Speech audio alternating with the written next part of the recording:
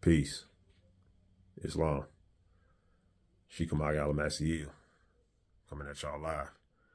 Deep, deep, deep down. Alamassee Arabian country. Deep in the Arabian district. Deep in the turf.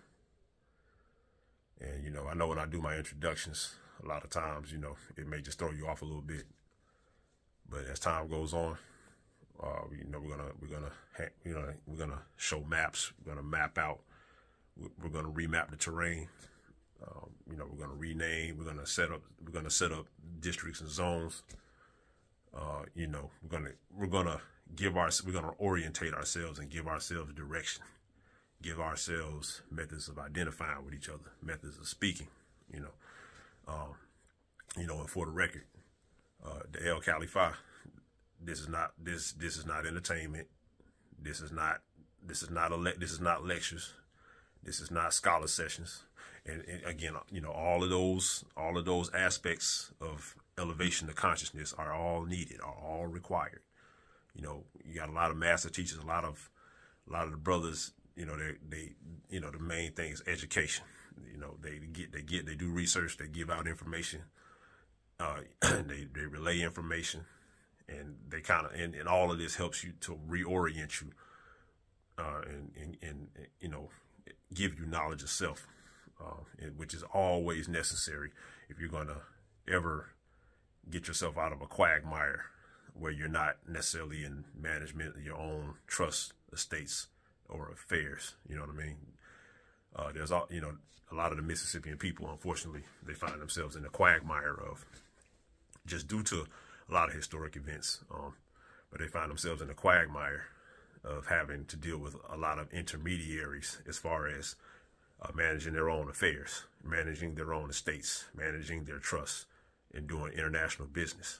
You know, a lot of times, you know, if you're trying to, you know, you're trying to economically move through the landscape, through the terrain, the more middlemen you have in the way, the more intermediaries that you have in the way, the more of a cut, the more taxes, the more, you know, the more piece of the pie that you're going to have to give up. And, you know, since they've kind of reduced a lot of the Mississippian people, the Mississippian population, to just a colorable scheme, you know, that basically, if you're a part of a colorable scheme or colorable law, you know, you're identifying yourself as a trademark. You know, as something, as a name, with a name that is actually trademarked by the federal government. And, you know, that, you know, you already know what that means. That means that, you know, you will never control your situation. You will never control your community because the name that you're using is already trademarked by somebody else. You know what I'm saying? So, you know, it's like copyright infringement. You know what I mean? Like, you identify yourself as a color, you engaging in copyright infringement. So you can be, you know, essentially sued, which is, I don't know, essentially what's happening to our people, man. You know, they're basically getting sued for doing copyright infringement, and you got to give up the bread. You know what I'm saying? Just to live, you got just to exist, because when you're born, it's assumed that you're taking that copyrighted name. So guess what? You know, you got to give up that bread. So, you know, that's just kind of where we find ourselves. But I kind of wanted to address, kind of that particular quagmire that a lot of us find ourselves, you know, that we found ourselves in since birth, where you have to deal with middlemen as far as doing like international business and everything. I don't care if you're in the streets. I don't care if you're doing corporate. I don't care if you're a corporate worker or you're an entrepreneur actually doing legit business. A lot of our people have to use people outside of their communities. They have to use entities and people and individuals that are outside of their communities as kind of as middlemen for them, you know, because they're dealing with the federal demonstration, as opposed to in times past, we had more, what they call it today, they call it a tribal demonstration. You know, they call it a tribal government.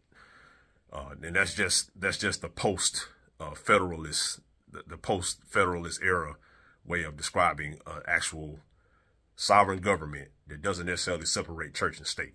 You know what I'm saying? Because the when the United States was actually formed, the original post after the time the Constitution was adopted, as far as I believe 1789. Correct me if I'm wrong, but 1789. The current version of the Constitution, even though it was readopted, we already know about the coup and everything. But after that Constitution, 1789, was ratified, a lot of the heavy hitters in the so-called U.S. government, they wanted to kind of push the Federalist agenda. And in the Federalist agenda, they're kind of dealing with what's called the separation of church and state.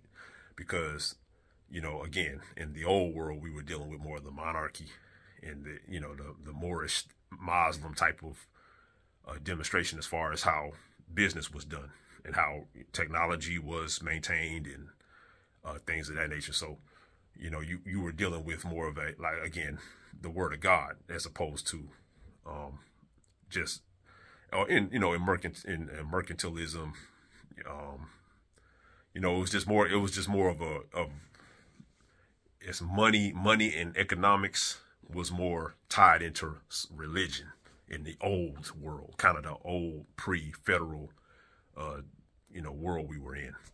So you had entities that when everything went federal, because again, when the United States was first formed, essentially what the United States was a lot of us had agreed. Let's take it all the way back to let's take it back to the French and Indian War. We'll do a drop on the French and Indian War later on, but after the French and Indian War, the French and Indian New France was mostly populated by people of our phenotype. The New France, the interior of this, what's now called the United States, it was called New France, and then even on up into Canada, we were kind of running that as kind of the Holy Roman demonstration and the Israelite demonstration and the Muslim demonstration. That was just kind of what the predominant cultures were in that territory of New France, outside of the 13 colonies. So one of the main aspects of the beef was, as far as the 13 colonies, that was more of a corporate demonstration. You know what I'm saying? They were trying to, it was more of a for-profit as opposed to New France, which was still dealing with more of the monarchy. And that was more our thing. It was the monarchy. It was the the divine right to rule. And, we know when we better than everybody else. That's kind of how we felt. You know what I'm saying? They did right or wrong. That's just how it was. You know what I mean? It was the French and Indians. The 5 and the 6. Blood crip. What the dynamic. Moab, Israel, whatever. You know what I'm saying? But it was like more of the noble demonstration, the divine right to rule type of demonstration. You know what I'm saying? And as far as the British, the English, even though we had treaties with them as well, they had a large peasantry class, the so-called settlers, or the Slavs. They had those people. So, and they used those people. Those people were working the colonies. They were working the plantations on the colonies and everything, and they were just able to prosper, make that money. So, as if you're able to use this cheap labor, you can triple your profits. So, they were doing so well that they were like, well, shit, excuse my French. They were like, well, we need to expand. So, long story short, that resulted in the French and Indian War, and a lot of, our people took sides on that, because, you had the people, you had the Muslims on the East Coast, or closer to the water. They had a lot of deals and was taxing. It was getting them taxes with with the so-called British, which originated with James, the Holy Hebrew, James the First. I mean, not James. Yeah, James the First. James, the Holy Hebrew, one of our people. King James. He was the one who originally, and because again, our culture was over here was more Old Testament and Islam. So and that was James and his people. They was Hebrews. Their culture was Israelite. They'll always say they were, more so practicing like more so Christianity, but they were actually at his time, which is why the Catholic Church was beefing with him. They were practicing the Old Testament culture more so the Israelite culture, which is why they had beef with them. So, over here, we gangster, we old school. So, it was nothing for us to to hook up with and create a military alliance with James and let them come over here and do business on the 13 colonies. And we was already tight with Britain, because after we was fighting with the Catholics, the Roman Catholics in Spain, which was Spain over there, and we're gonna get into another drop later on. Spain is actually over here too. The war with the conquistadors is actually more centered in South America and them coming up, and us fighting in the middle, big civil war. That Spain over there in Iberia, man, that's like a small aspect of the whole thing, believe it or not. You know what I'm saying? So, but anyway, so you had the French and Indian War, and long story short, the British, the so-called British demonstration, they were more so able to prevail. So, and mainly over here due to, our people did most of the fighting over here. So they were with the British, and they were just able to more so get an upper hand over the French and Indian demonstration, the New France demonstration over there, the high noble, old school type of deal. So, but after that war, and the so-called British demonstration was trying to move more into the interior, you had Sheik Pontiac. Now Sheik Pontiac, he actually, he wasn't with, they weren't really with all that. They weren't really with all that, allowing settlers to move past the proclamation line of, into the interior, because with the British came their peasant and their worker class. So we, again, in New France, we're more, the Muslim and the Israelite demonstration is a high noble demonstration. So we didn't really agree with we consider them people kind of dirty. You know what I'm saying? The English, whatever, peasant class, we consider them dirty, and they weren't really they weren't really Islamic or dealing with our demonstration. So we didn't necessarily want them moving in large numbers into the interior of the country, because these were holy, sacred lands to us. It needed to be pristine. We saw these, we didn't see these people as on our level. It is what it is, right or wrong. That's just what happened. That's just facts. So, Sheik Pontiac of the Ottawa, of course, a Muslim. After the British were moving into a lot of the so-called French forts and all of that, which was our forts, you know what I mean? We still had our Islamic army, our Muslim armies, like militias and armies all in, all through New France. So, Sheik Pontiac, he was a war sheik. He was a high-ranking official in the Midwest Confederate type of army, and he just basically did a jihad on the British as they was moving forth, and he overtook like 11 forts. He really shut them down. You know what I'm saying? He really scared the daylights out of them. You know what I'm saying? So to kind of make a treaty so the business could keep being done, and it wasn't going to be so much killing.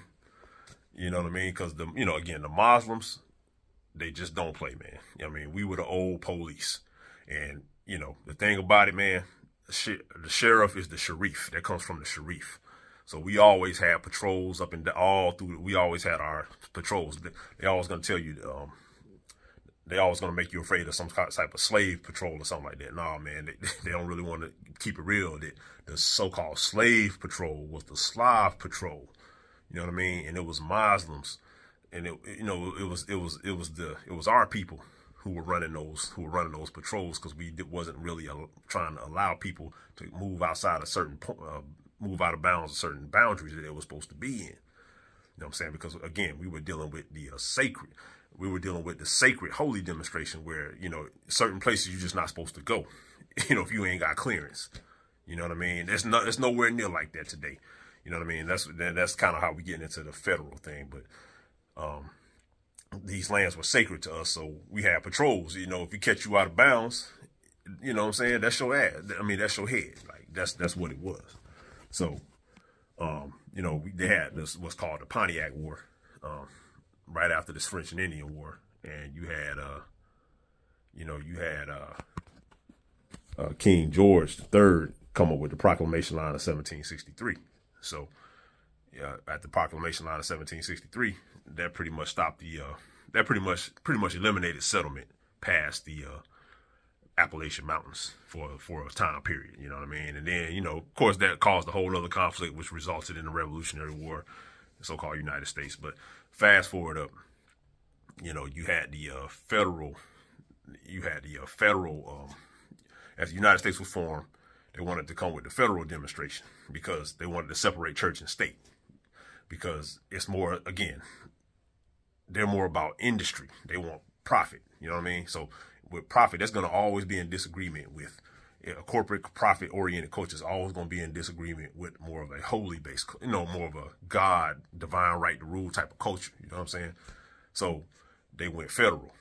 So they, and federal is kind of more, you know, I guess today you would call it more socialist. It's not necessarily, you know, it's not necessarily the God rules the kingdom type of deal. You know what I'm saying? So they had to, you know, when they went federal, you know, that called, you know, that again, that called, you know, there had to be more wars and more conflicts. And the Moors, the Moorish demonstration is deep in America and internationally plugged. You know what I'm saying? Because again, the last time that a lot of the Mississippians actually were able to, you know, really move around the world and really make big moves and be heavy hitters was when they were Moors. You know, when the Moorish Empire was heavy in this land, because they were the ones that had all the international, plugs. They could bring in the guns. They could bring it, you know what I'm saying? They could move the weight. The Moors had all them plugs.